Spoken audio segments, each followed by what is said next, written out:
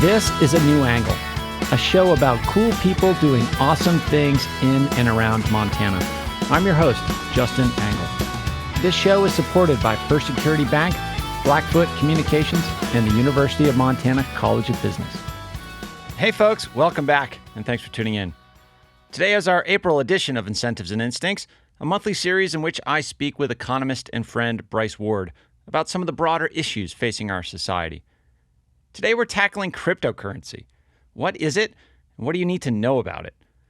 To help us answer these questions, we called the man who quite literally wrote the book on crypto. Gian Volpicelli is senior writer at Wired. He covers cryptocurrency and politics, and last year published Cryptocurrency: How Digital Money Could Transform Finance as part of the Wired Guide series.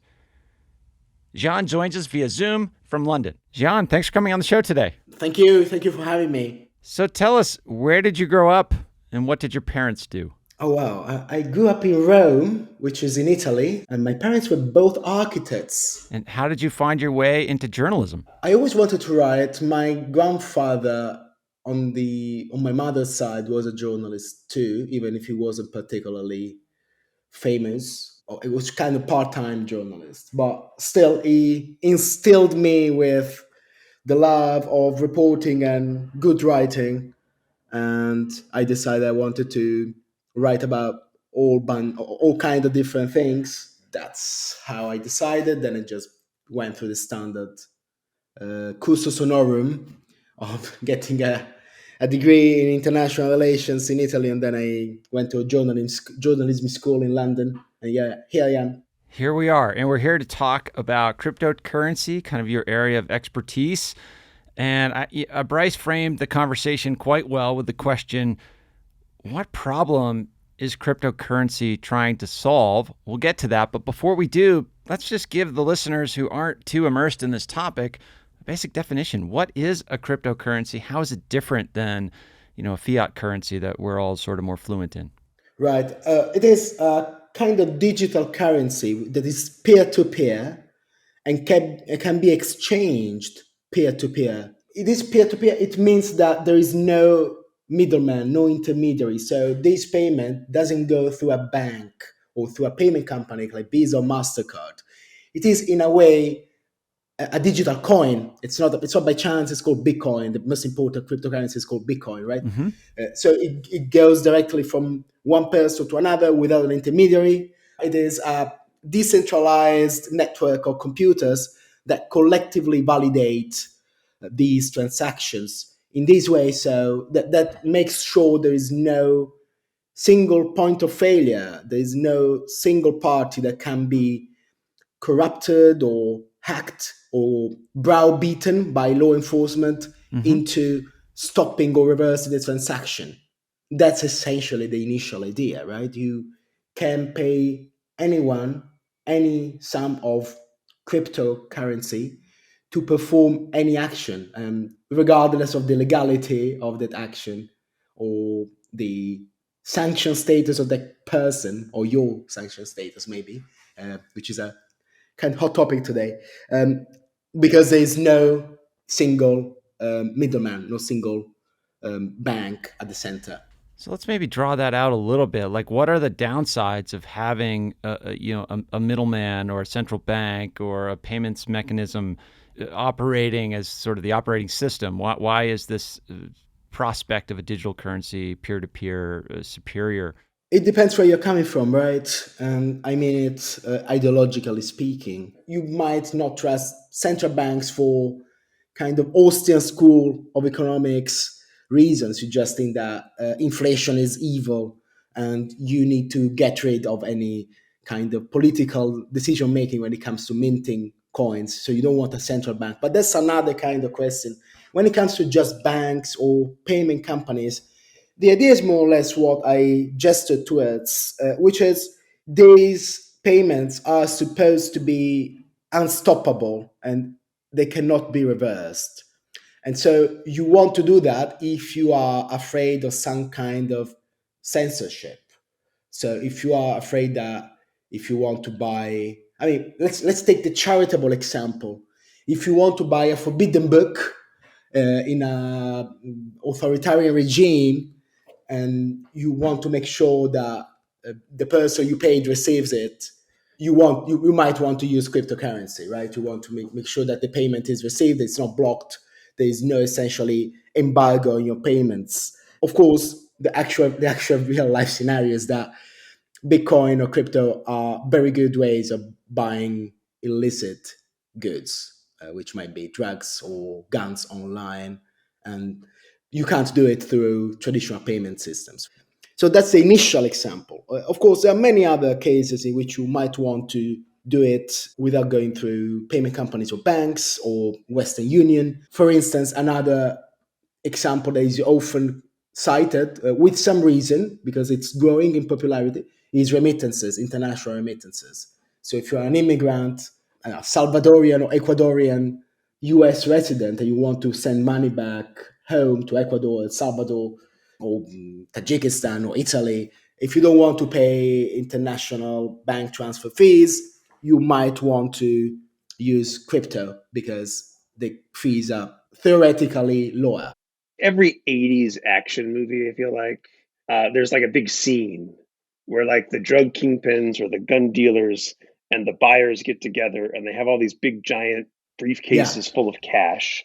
The problem with that is that becomes the centerpiece of a movie, right? Is you come in, this is where the meat happens, so you're vulnerable to law enforcement, or you're also vulnerable to a rival gang that wants to come in and steal all the money because you have it all sitting right there and it's real currency and it's real cash. So with cryptocurrency, now I can do this over the internet.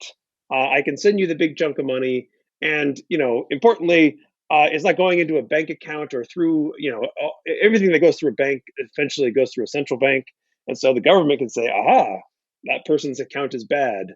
Don't let any money go into that account," or "Oh, there's money in that account. Let's take it." So the idea is it's the big drug dealers cash scene. So essentially, I just anything where people are actually normally want to use cash, but we can't because we're trying to do this over a long period, long distance, or there's just risk in carrying cash. So the problem we're solving is, hey, I want to engage in transactions that would ideally be done with cash, but now I don't have to use cash. Is that really the idea? Yeah, in a way, that's the answer. Of course, this is just how maybe the ideology behind Bitcoin started. It's not necessarily about money, but it's about having uncensorable forms of payment. Now it's driven, I'd say, by other forces. The popularity of Bitcoin and popularity of crypto is driven by several different forces. This was the initial case study. So uncensorable money, and then of course there was the monetary policy aspect in which we kind of touch upon very briefly. There is no central bank. There is just essentially computer code emitting new a lot amount of coins at regular intervals. So and in the case of Bitcoin, actually, there's only a certain amount of Bitcoins, and that's theoretically, I'm not even sure I agree, a way to make sure that central banks' political decisions don't debase the value of your money. There are so many takes on that. I'm not even sure that makes sense for an economist. I wanted to pick on something you said though, which is interesting. I was listening to this podcast many months ago, an interview with the creator of a cryptocurrency network called Ethereum. He said something to the effect that the kind of scenario you described, in which there are a lot of gangsters with a lot of cash in a warehouse somewhere on the outskirts of, of Philadelphia or New York, usually is conducive to a lot of violence because someone will try to snatch that suitcase of cash. And Bitcoin and crypto, in a way, will minimize that kind of gang violence. I'm not sure whether I buy into it, but it certainly is provocative, is thought provoking. All of this is predicated on the fact that I have some notion that this is worth something, but we have a problem, which is that these cryptocurrencies, they fluctuate in value enormously. Is it really that useful as a medium of exchange? If we're going to, set it up as, look, it's a medium of exchange, and this is, we're just going to replace cash on the internet. Essentially, my problem with a lot of this stuff is I feel like it creates this world where we're seeing Super Bowl ads, basically just trying to keep people putting money into it so that it keeps the value at something that works. But what happens if all that goes away? I think you're right. I think that it works as a currency in a very few select cases. As I said, of course, in some situations in which the alternative is worse because or there's no alternative. But in general, I'd say that speculation is driving a lot of what the conversation around crypto is about. It is most about speculation. I'm not sure many people use Bitcoin for payment. They use it mostly for investment. They use them on derivative markets now. Of course, again, there are some tail end scenarios in which crypto might help. I was speaking both with Ukrainian and Russian people I knew. Russians, in this case, they were running away from Russia because they didn't want to be there when Putin's ship sunk. What they decided to do was to put all their savings into crypto because they knew the ruble would collapse. Something similar also happened with some Ukrainians I knew, just because they didn't really trust the monetary policy of a wartime government. They were afraid that there would be some kind of problem there. So maybe if you are a Ukrainian woman, because most men, I don't think they can leave, or a Russian self-styled or real dissident leaving Russia, Bitcoin might be a safe way to, or cryptocurrency in general might be a safe way to stash your savings. But in most cases, you won't use Bitcoin either as a medium of exchange or as a storage of value. Mostly you use it as a speculative investment. And that's kind of the story I'm hearing from kind of colleagues and friends who feel like they sort of feel this pressure that they should be in some cryptocurrency. So they'll stash some money in Bitcoin or Ethereum. And I don't think it's a very kind of conscious decision, other than just feeling like, oh yeah, there's a lot of money going to the space. I'm concerned about inflation. The stock market seems overvalued. So let's just put some stuff in there and see what happens. And it doesn't really seem like most of those folks that I talk to are kind of falling into either the social, political, ideological notion, or trying to engage in these illicit transactions. They just sort of feel like, well, there's something happening there that I should be a part of it. I don't want to miss out. Yeah, absolutely. I think that's a very fair description. And the whole craze around crypto adjacent artifacts like NFTs, absolutely, or even the metaverse narrative, which in a strange roundabout way is also linked to crypto.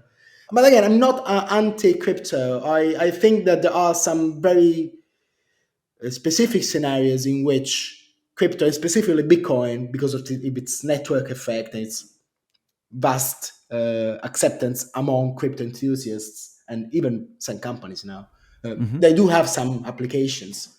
We'll be back to our conversation with Bryce Ward and Gian Volpicelli after this short break. A New Angle is supported by First Security Bank, Blackfoot Communications, and UM's College of Business. Access to capital, broadband, and education are 3 ingredients any community needs for success. I'm Maureen Dowd of the New York Times, and you're listening to A New Angle. Welcome back to A New Angle. I'm speaking with Bryce Ward and Gian Volpicelli about the fascinating world of crypto. And so from your seat as a journalist, I'm starting to see some journalistic momentum in some ways. Like it becomes something, crypto and NFTs become something that everybody wants to cover. How do you sort of feel about making choices about what stories you write about and what the main issues are to focus on? Yeah, myself, I'm very finicky. I tend to write only about those those stories in which there is a clear political / social repercussion. Okay. So one thing I covered pretty closely was the whole debate around Bitcoin mining. Yes. And specifically the regulation of Bitcoin mining, first in China, then the fallout, the regulation and the ban on Bitcoin mining had on neighboring countries such as Kazakhstan, where there was actually an energy crisis, partly possibly precipitated by the influx of Bitcoin miners. A lot of crypto networks, and Bitcoin networks specifically, are powered by these very energy intensive process of computation. So you need a lot of specialistic computers and data centers, and they have to burn a lot of energy to kind of build the rails on which the Bitcoin network functions.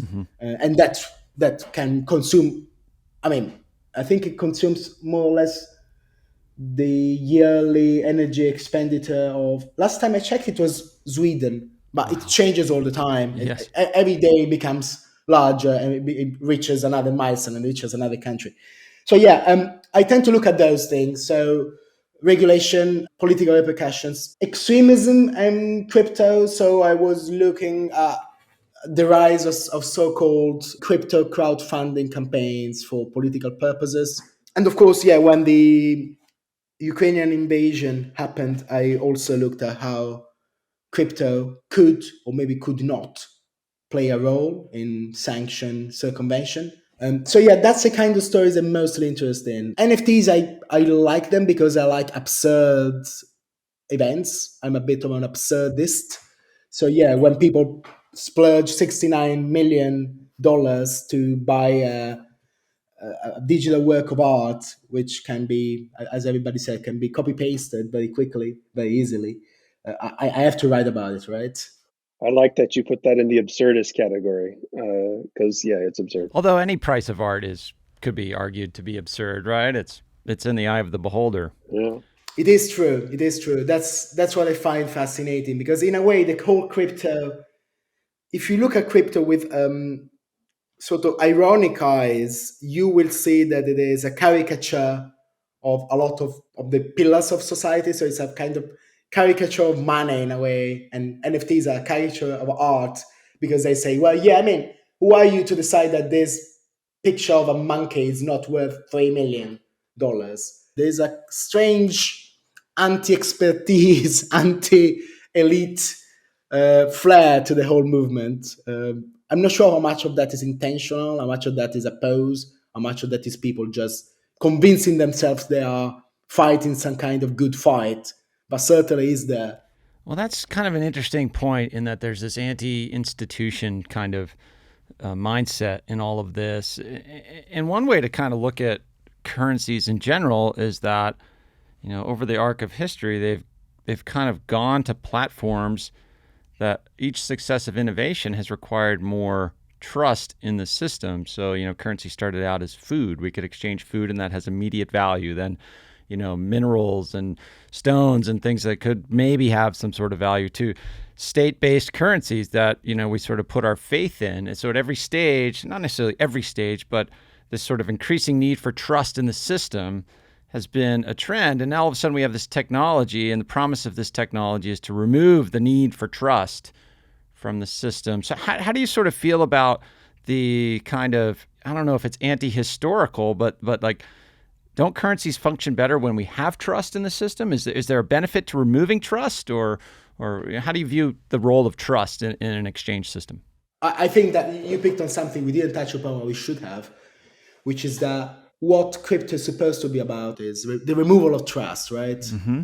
So they think we can't trust anyone. We can't trust governments not to spy on us, or not to block our transactions, not to debase the value of our money, not to even block our payments.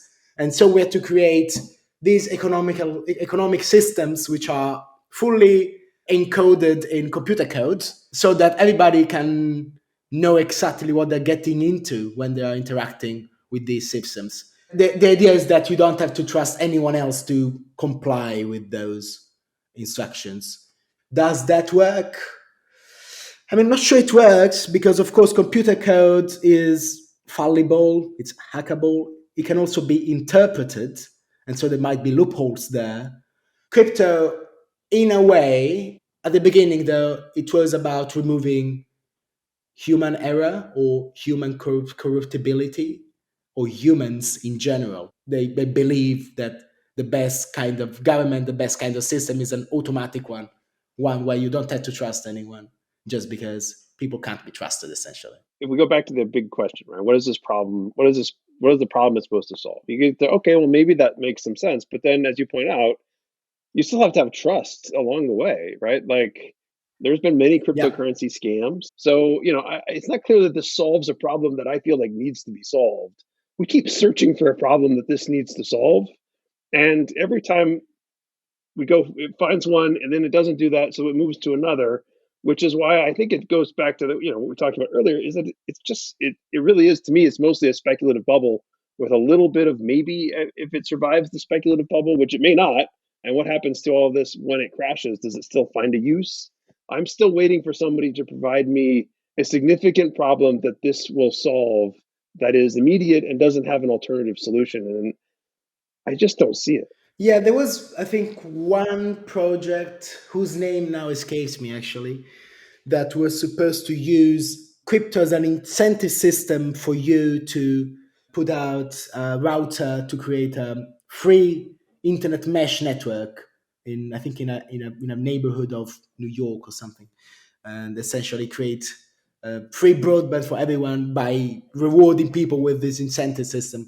That's another kind of that's another aspect of it. It's called cryptonomics or tokenomics, in which you use incentives to get to achieve desired outcome just by minting what are declaredly speculative assets, but linking the speculation to good outcomes. Every time somebody comes up with a new thing, well, an NFT that will allow you to do all these other things, I'm like, well, isn't that just like a membership?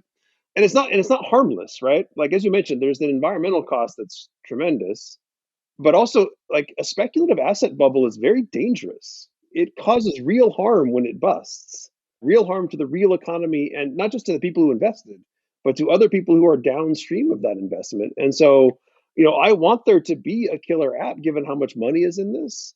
But given that I don't, I'm very concerned about, you said, the social and political consequences, not just of it existing, but of the risk that we are taking by having Super Bowl ads that are basically, "Hey, FOMO, don't want to miss out on this thing," which is never a good reason to invest in something. I like to be honest here. I just have a lot of fun reporting on it.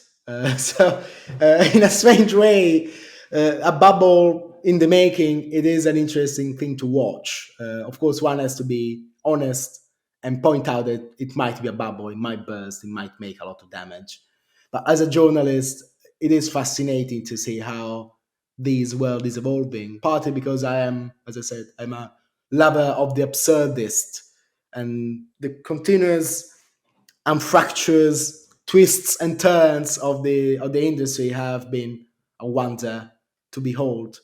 Even if I'm very conscious that there might be some big problems, and so of course it's journalists' work. It's their job to hold these people accountable, and we do our best. But on the other hand, it's pretty fascinating to watch.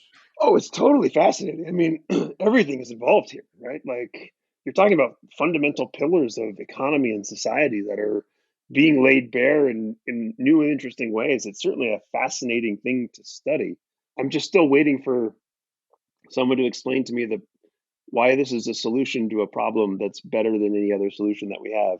Well, thinking about a problem that might be solved, in our remaining time is, if I were running a central bank in the United States or China or any other large economy, I'd be maybe thinking about, like, what are some of the innovations in cryptocurrency? What are some of the technologies that maybe I can bring to my fiat currency?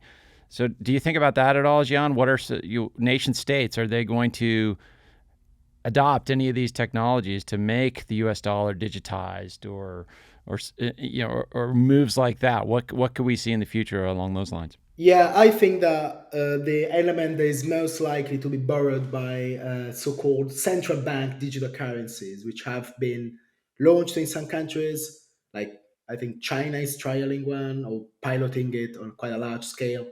Bahamas, I think, also did, and there will be possibly pilots in the EU and the UK. One element that might be used is a smart contract element, so the programmability of transactions.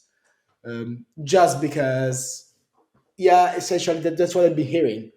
They want to create money that is more programmable and that can be programmed to do certain things, which might be also just abide by monetary policy objectives, right? So if you want to extract in passive interests from the money supply, you might just send a command to all the central bank digital currency wallets around the world, and they will comply with that. Or, on the other hand, if you want to send everyone a government stimulus check for whatever reason, it might be easier to do it through a central bank digital currency.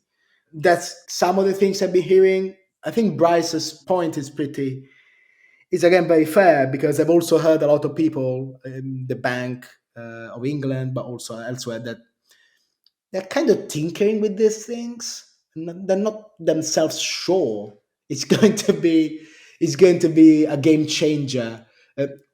Of course, if I were China, that's a different kind of story, right? Because as we didn't say that, but blockchain, or anyway crypto technology, is also very visible. You are pseudonymous. People theoretically don't know your name, but every single transaction is visible on the network, apart from a few niche privacy first cryptocurrencies. So yeah, if you want to do it in China and use it as a tool of surveillance, or even of social control, of course you can do it, and you can do it very well with this kind of technology, by removing the privacy aspect, by removing the anti-censorship aspect, and by entrenching the surveillance aspects and the exclusion aspects. Maybe you can decide that all payments coming from the wallet of someone who just insulted Xi won't be able to buy groceries for 1 week, and just inventing here. But it really depends on what kind of objectives you have. You have. Gian, I have to say, every time I get into a conversation or read something about cryptocurrency and all the associated issues, I sort of end it feeling like I have more questions than I've received answers. And that's what's so, as a journalist, as you said, it's a fun topic to cover. And so I kind of appreciate that, and appreciate you sharing your time with us, answering the call from Montana, all the way off in faraway London, and sharing your expertise with us today. Any parting words for our audience? Well, thank you very much. Let's just quote the famous crypto mantra, WGMI. We are going to make it. Well, that's a good mantra to live by these days, that's for sure. Thank you very much.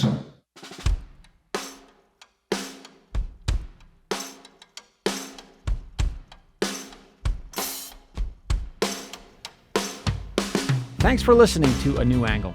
We really appreciate it. And we're coming to you from Studio 49, a generous gift from University of Montana alums Michelle and Lauren Hansen. A New Angle is presented by First Security Bank, Blackfoot Communications, and the University of Montana College of Business, with additional support from Consolidated Electrical Distributors, Drum Coffee, and Montana Public Radio. AJ Williams is our producer. BTO, Jeff Ament, and John Wicks made our music. Editing by Nick Mott, and Jeff Meese is our master of all things sound. Thanks a lot, and see you next time.